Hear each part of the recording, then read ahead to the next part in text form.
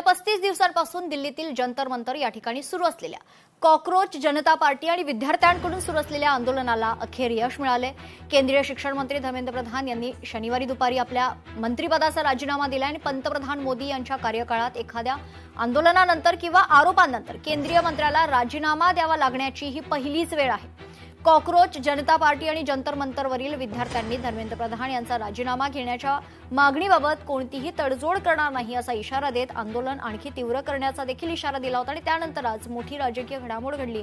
केंद्रीय शिक्षण मंत्री धर्मेंद्र प्रधान यांनी अखेर आपल्या मंत्रिपदाचा राजीनामा दिला।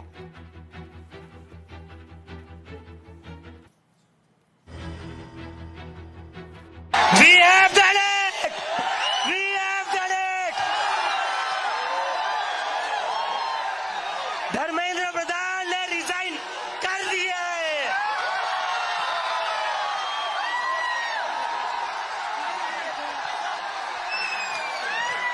We have bloody done it। क्या कहते थे ये? क्या कहते थे? इस सरकार में इस्तीफे नहीं होते।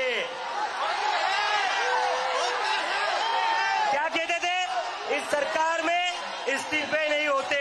दोस्तों, इस्तीफे नहीं होते बोल रहे थे और देश का युवा जब बाहर निकल आया तब उसने बोला इस्तीफा भी होगा, पुलिस वालों पे एफआईआर भी होगा और सरकार भी झुकेगी।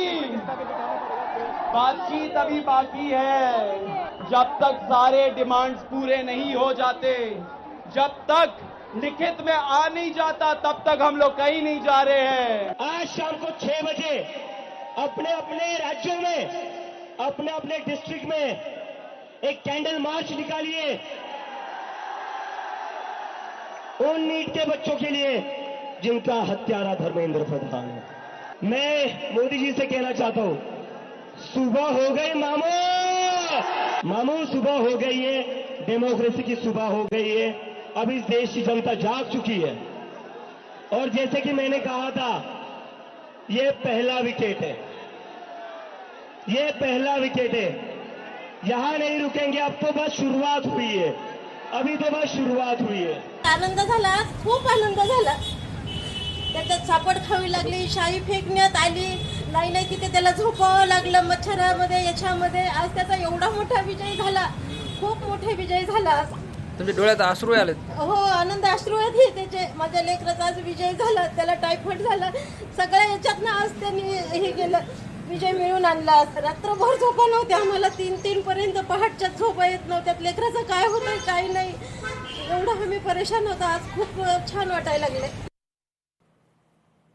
धर्मेंद्र प्रधान यांनी अखेर आपल्या मंत्रिपदाचा राजीनामा दिला। यावर लोकशाहीशी बोलताना जयंत पाटील, प्रियंका चतुर्वेदी आणि पृथ्वीराज चव्हाण यांनी आपली प्रतिक्रिया दिली। पाहूयात।